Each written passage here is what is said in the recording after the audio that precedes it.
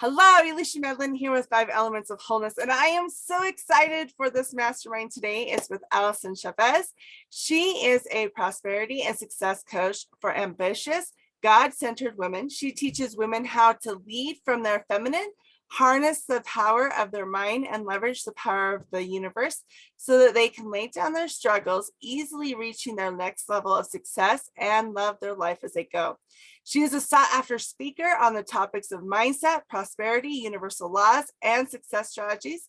She is the best-selling author of The Prosperity Approach, and her work has been featured on CBS, NBC, ABC, and Fox, and hundreds of nationally syndicated, oh my goodness, my words aren't coming out, television, newspaper, and magazine outlets.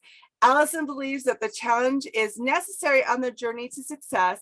The struggle, however, is not, and her mission is to end the struggle and bring joy to the lives of millions of families around the globe. And she's come highly recommended from several different of my friends and other joint ventures that I've had. So I am so excited to introduce her.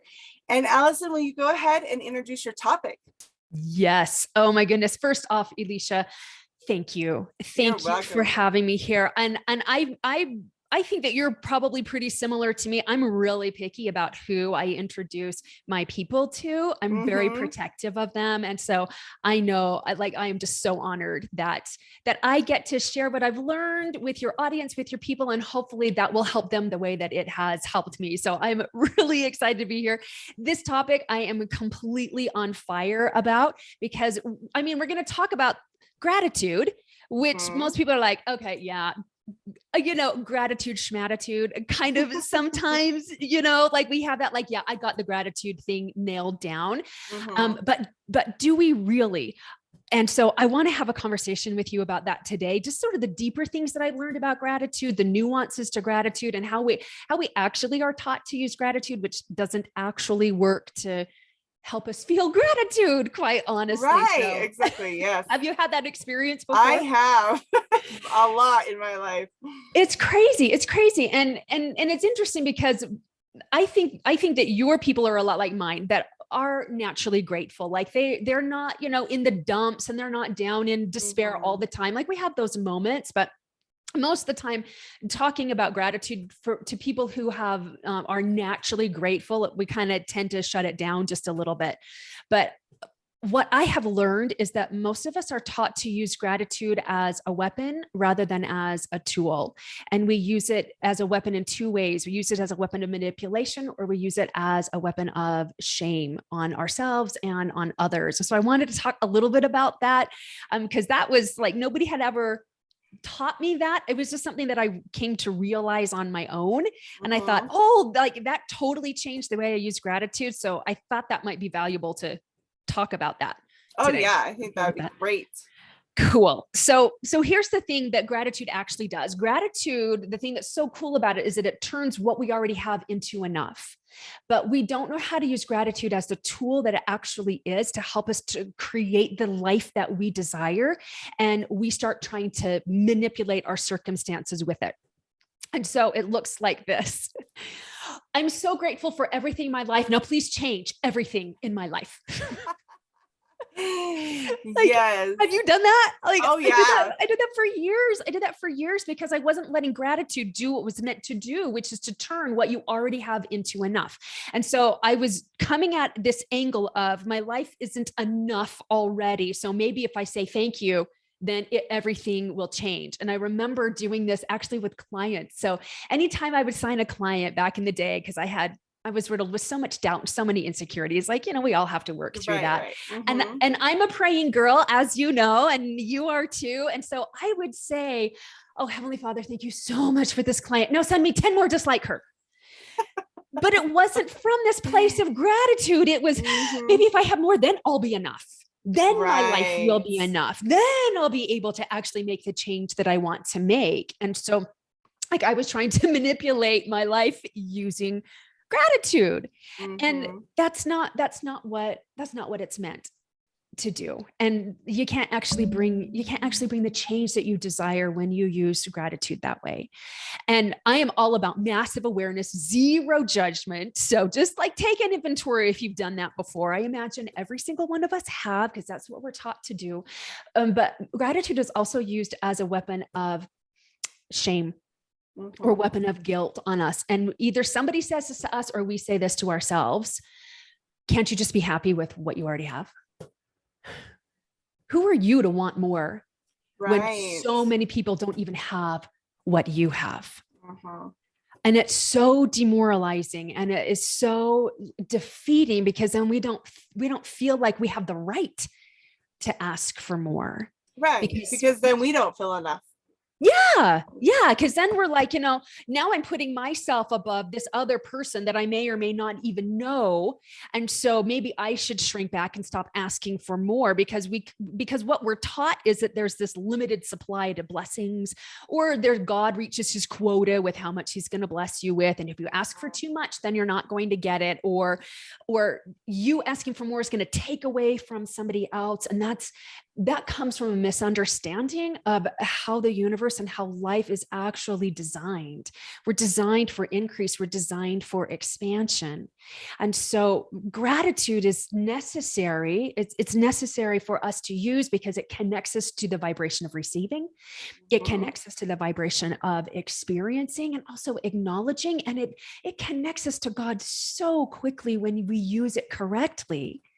Instead of like this beat up stick of why am I not grateful for what I have already? And how dare I ask for more? So now I better shrink so that others can grow. But nobody ever grew by somebody else shrinking. Right. That's not how it works, because there is nothing inspirational or model worthy about somebody shrinking so that somebody else can grow. So when we use gratitude as a way to connect with God and to connect with like what we already have and all of the blessings we receive. And then we say, can I experience more? I think I can experience more. Will you send more so that my life can be blessed, which will actually benefit others as well, and model to others how they can grow and how they can live the life that they desire without any sort of rationalization or justification or any of those things. Does that make sense? It does make sense. I mean, I think we're conditioned from the very, very young, even babies, because I mean, as a mom, when I first started as a mom, I did what I grew up with. It was like, now say thank you, and then you can give them their treat. Now go clean your room and be grateful for what you have if you want something else. So we're conditioned to do that. And we think that that's how the life runs. And it really isn't. It isn't that way at all. It's not. In fact, I remember a Christmas movie that I love, and she's feeding her children meatloaf, and one of her kids does not like meatloaf. And she's like, starving children would be grateful to have that. And so, yes. we're taught. Absolutely. We're taught. And I used to like make gratitude lists and I didn't feel them. Like I would make gratitude lists as I was sobbing in despair that life was such a cesspool of darkness for me. I kind of have a flair for the dramatic, but that's how I felt. Like life is never going to get better. Okay, I better start thinking about what I'm grateful for. And I'm grateful for my family, and I'm grateful for my husband, and I'm grateful for my house. But this was not tears of gratitude. These were tears of despair. Well, and I think it's partly when you're in that space too, and even when you're not in that space, it's what do we have to be grateful for? What should we be grateful for? Right. Instead of what we feel to be grateful for. Because I don't know about you, but sometimes I'm not grateful for my husband. And sometimes I'm not grateful for my kids. Now, that doesn't mean I don't love them, but in the moment, I'm not grateful for them. Exactly. And here's the thing, like you get to be where you're at. Yeah. Like we make ourselves wrong for whatever we're feeling in the moment or not feeling in the moment. We make ourselves wrong for not feeling grateful for, whatever is going on, which doesn't help us to connect to gratitude at all. Because then we're just connecting to more shame and guilt instead of like, all right, here's what this is. I'm really not grateful. Let's use the kid example, right? I'm not grateful for how you're showing up right now, but is there something about the situation I really can connect to with appreciation? Oh, I appreciate that you're showing up this way, and you've shown up a different way in the past that I really enjoy. Like I really enjoy you in this other way. And so I can appreciate the contrast of what I'm experiencing right now. And even that, I mean, I've gotten to the point where I can be in a space of like, okay, I don't appreciate the way you're showing up, but I am grateful you're showing up this way because now it helps me show up differently for you. Yeah. And that has been huge in the way that I raise my kids versus what I did when I was a young mom versus now, is because I can see the contrast like you're just talking about, but not just with my kids, but with me. Yes. And not taking it personally. I think that's the biggest thing that helps us step into gratitude, is to stop taking our life personally. Like seriously, life is life. Yeah. And it's so not serious about whether we're good or bad. It's just life. Yeah. Like we take ourselves so darn seriously. And it's like, can we just be in this moment? And can we just, laugh? I read a book that was life-changing. It's called The Science of Getting Rich. And Wallace Wattles has a whole chapter in there about gratitude. And he says, when you can be grateful for the good in everything, then the good in everything moves toward you. And so everything is orchestrated for your good, even the mouthy kids, even, tacky behavior from children, even, the conflict with the spouse sometimes, our own attitudes that we get to be made aware of. Like there is good in everything. And when you will start training yourself to look for the good in everything, the miracle of gratitude is that it connects you to the good, the more good in everything. So can we go a little not woo, but a little bit scientifically and vibrationally? Yeah, go for it. I talk about vibrations and frequency all the time. So awesome. Yeah, go for it. So amazing. Gratitude is so absolutely incredible because of the vibration. So the vibration that you're sending out, you're just like emitting it when you're feeling it. So when you're feeling that connection, when you're feeling that acknowledgement and that appreciation, and you're seeing those things and how it's blessing your life. So that's how I get into the feeling of gratitude. You're putting yourself into a vibration of receiving, and to receive means to experience. Right. So, and you're literally experiencing it. So that's what you're emitting. And that's the vibration that you're connected to, is this receiving vibration. And as women, we're built to receive. That's part of our divine feminine, is being able to receive and experience. And there's two parts to vibration. There's the vibrational part. There's like the thought part, which is the vibration. Right. And then there's a physical counterpart to it. And so the way the universe is structured is it has to bring you the physical counterpart of what you're calibrated to vibrationally. So if you're calibrated to the good in everything, then the universe, by virtue of law, immutable law, it has to send you the physical counterpart of more to be grateful for. Yes. And it's like, oh, this is really simple, not easy to do. No, but it's simple. Yeah. And this is when you understand this, then when you're in that space of heartache or pain, and I talk about tell my clients this all the time, I teach this all the time, is your vibration is literally what you are converted to. What are you converted to? Your goals, your dreams, that's your vibration, right? And then your language and your thoughts and your feelings are is your vibration. So your frequency is what you're converted to. Your vibration is what you're thinking, saying, and feeling, right? Mm-hmm. So when we're in that negative feeling, so many times, and I've gone to a lot of different events where they're like, you need to have positive affirmations, you need to have this, and those are great. However, if you're in the middle of a holy cow, like I'm going to give you an example. Like I was in this holy cow at the beginning of this year. I'm like, I want to make $10,000. I was converted to that. Like I want $10,000. It's my dream. My frequency was high. But there was a lot of things that were happening at the time that were financially really difficult for our family. Mm-hmm. And so I had a lot of emotion. And I learned this by going, okay, emotion is giving my vibration. However, it's not wrong to have a bad feeling. And it's not wrong to have my emotions, because as long as I can keep my frequency, I know I'm going to get there. But right now, this is how I'm feeling. These are my emotions. And I don't have to unpack and bring my frequency down and go, oh, I guess I'm never going to get there. I guess this is where I'm going to stay. If I can keep my frequency up in the midst of my holy cows, then once I move through the holy cow, I get the learning, and then all of a sudden the vibration and the frequency match. And that's where you're able to manifest what you're looking for. And so this is something I teach all the time, is that frequency and the vibration, because I think just like you said, we get into the space of, there's something wrong with me if I have an emotion. I'm supposed to be happy, happy, happy.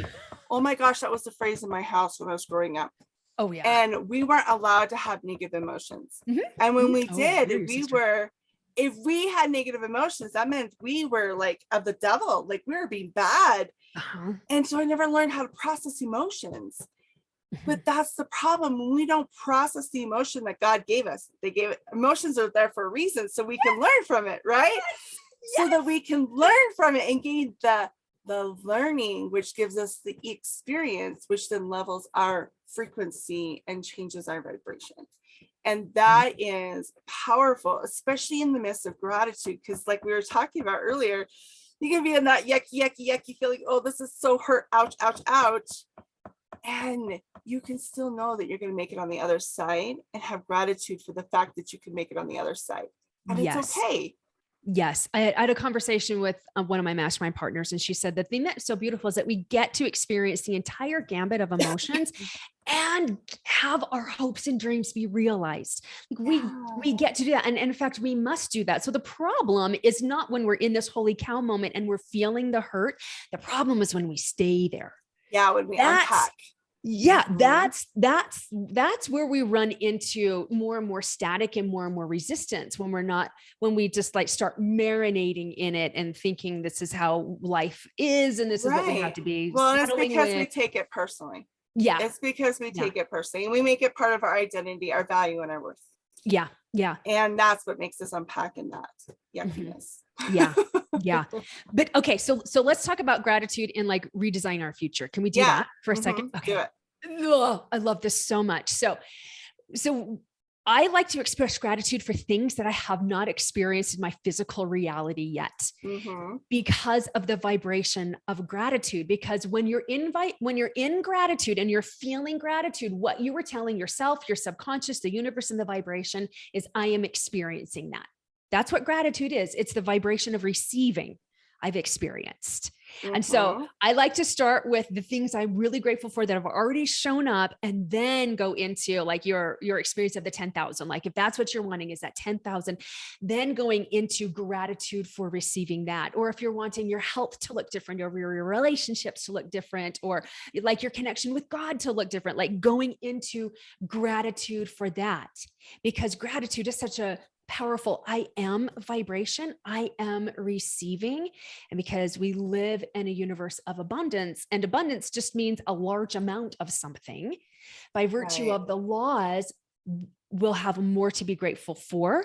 And now we're going to pull that to us faster and faster with greater ease and greater joy when you are in gratitude for those things that haven't shown up physically for you quite yet. And it's so fun to be there. And I love to talk about like the divine feminine and working with our feminine energy, because I work with women. And to me, gratitude is like the epitome of femininity. It is such a powerful feminine energy, because one of the characteristics of the feminine is pulling. The feminine is a gathering, and it's a pulling kind of an energy. And when you are in gratitude and you're embodying that, and that's the vibration that you have in your body, you are literally pulling what you want to you. But what makes this so powerful is that when you're in that, and like, seriously, Alicia, if you're only in it for like a minute and a half, that's enough. Like, it's okay. You don't have to live there for 3 hours. You can do this in tiny little bursts throughout the day. So like, let it be okay if you just hit that for a minute or two, that's enough. But but it allows you to actually let go of if it's going to come or not. It gets us into this beautiful detachment. And I think especially as women and high achieving women, we're like, no, I got to do whatever it takes to bring that to me. Right. So then we kink up the energy and then we make it all about us and we forget about God in the equation and universal laws and vibration and all of that. But when we go into force energy, yes, into push. We go into push, and there's nothing wrong with push unless we're like, it's all up to us and we have to push things out of the way. That's where we get tripped up, because push is the masculine energy, and that's good. Right. And we need to be in that in balance though. Yes. Yeah. Yes, absolutely. But in more pull than push as women. And so when you've gone to that gratitude for things that aren't here yet, and you've experienced them in the moment, you can stay in detachment about whether it actually comes to you or not. Like it's really interesting. You don't need for it to come anymore. You don't. It would be great if it did, but you don't need it to feel any different because you've already felt it. Can I give you a real world example? Yes, please. Okay.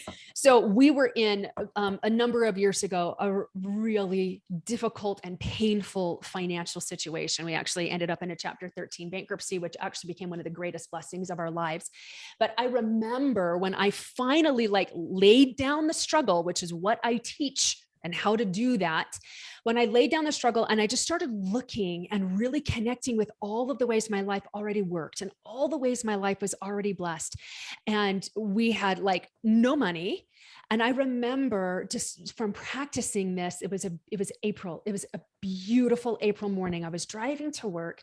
I pulled into my parking spot. And I remember thinking, you know what, if nothing ever changes, if we never make another dime, and if we lose our house, and if we lose our transportation, we have to sleep on couches and floors of family members' houses for a while. If we have to do that, I'm actually okay, because my family's together and we're all right, and our relationships are intact. And I really felt it in my cells, and it's really hard to describe. It wasn't just lip service.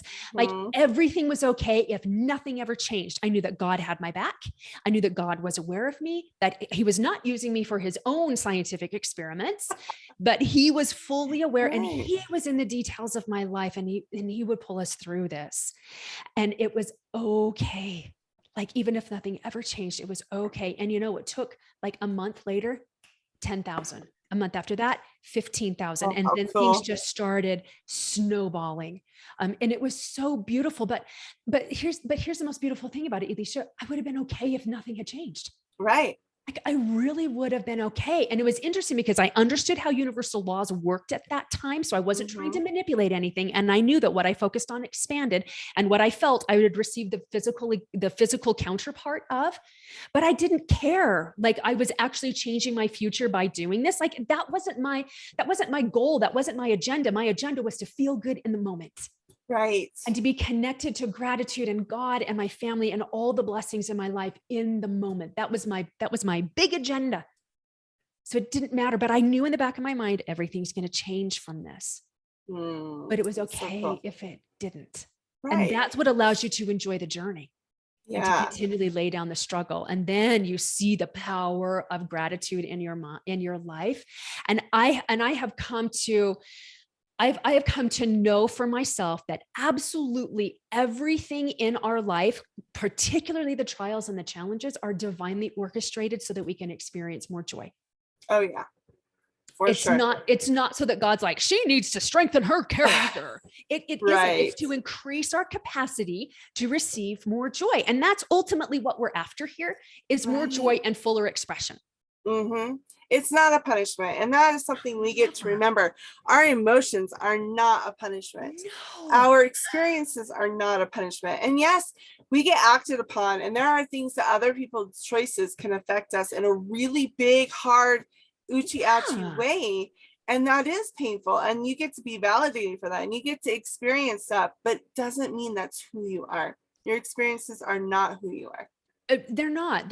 And these actually, they're actually meant to they're actually meant to refine you in really beautiful ways, in really, really beautiful ways. I remember going through a particularly painful situation with my family, with my children, and there was like lies going on and complicity and like betrayal going on. And lest you think that they were like becoming drug dealers, they weren't, but there were some dangerous things that were going on with our children. And I remember before that, I was like, you know what? I would love to have really deep, meaningful relationships with all of my kids. Like I have good relationships, but I wanted great relationships. And then this came and I was like, oh, like that pierced this mama's heart to its core, and then like start shredding, right? We understand that as moms, those shredded hearts. But I remember thinking, you know what, actually, this is meant to get us there. And I just got to hold on to that. And I just got to know, like, we're in this Garden of Eden. Like all of the crap that is floating around and is storming us right now is actually fertilizing our Garden of Eden. And I just kept holding on to that and then processing the emotions. And like we got into counseling with our family, that there was so much beautiful support around that. And in a very relatively short amount of time, there was so much healing that was done. But but it would have been like lengthened if I would have stayed in the pain and stayed in the blame and stayed in the hurt and all of that, and not being able to see the blessings. But what I was like, God made it very clear, like, this is actually designed to get you there. So like, keep taking a breath and let me soothe you. And it's okay. I got everybody right here. And it, like, would I ever want to go through that again? No, not in a million billion years. But would I trade it? No, I wouldn't. Not for anything would I trade that experience for the blessings that came not only at the end of it, but also through it. Right. And I think that's where we get all the growth and the strength that you developed because of it. Yeah. And the joy and the laughter during it. Yeah. As well. And the peace during it. And that's what, like, finding the good in everything, and the good in everything naturally moves towards you. It's because whatever you focus on, you pull towards you and it expands. So what are you focusing on? Are you focusing on like the boo-hoo of everything, or just the angst? I mean, we're in some real turbulence right now in the world, and it's so easy to focus on something that's slapping you in the face all the time. But are we going to add to that energy? Are we going to add to the energy of healing and understanding and human compassion? Yeah. And empathy. And empathy, and, you know, and all of those things, and gratitude and blessings for ourselves and blessings for others as well. I mean, gratitude is just an enormously powerful tool, and it is so simple to wield, even as a tool, but also especially as a weapon. Yeah, for sure. And I love that, because there's so many things that get in the way, and they're designed to get in the way. I mean, the adversary has specifically designed things to be in the way of us being able to reconnect to our divinity, our divine feminine, our divine masculine, and be able to truly team up with God to co-create our life, create what we want, procreate posterity. I mean, there's so many things that we forget because, like you said, it is so easy to feel and experience and to stay in that, all that stuff that's like stopping us in the face on a regular basis from so many different directions. It's not even just one side, it's all over. It is. But yeah, when we can choose to remember to use gratitude as the tool to get us moving forward and in creation with God, versus a tool that keeps us stuck and in fear and in scarcity, that's where the beauty will lie. And I want you to offer to our group here, how can they learn more about this from you? Where can they go to contact you? Oh my goodness. Well, I would love to help you, everybody, connect more to gratitude and more to prosperity, because it's not about positive thinking, it's about prosperous thinking. And I created a free prosperity guide. You can get it at prosperityapproach.com/52 ways. And the reason it's 52 ways, it's something that you can do for a week something different every week for a year that connects you to gratitude, that connects you to prosperity, and connects you to everything working out for you and all of the blessings of your life. And you can find out more about me at AlysonChavez.com, but I would love to gift that free prosperity guide to everybody, just to see the very, very simple, practical, down-to-earth ways that you can connect to prosperity and connect to gratitude every day. Awesome. All right. And I'll make sure that that's posted in the comments and also in the description. And thank you so much, Alyson, for your time. Thank you for sharing all of your amazingness. And I love being in your presence. You've been so much fun to be with today. So thank you. Likewise, Elisha, thank you so much for letting me serve this way. I appreciate you. These are my favorite conversations. So I'm like, I get filled up, and hopefully somebody else will benefit from this too. And by the way, I love your nails. Oh, thank you. Fun. Yeah, my daughter did them actually. So she did a fantastic job. Yeah. Tell her she is gifted. I love it. She's my artist, and it's so fun. I got art all over the place with her. So what a blessing. What a blessing. It is. All right, everybody. Thank you so much for joining us today, and we'll see you next time. Talk to you later.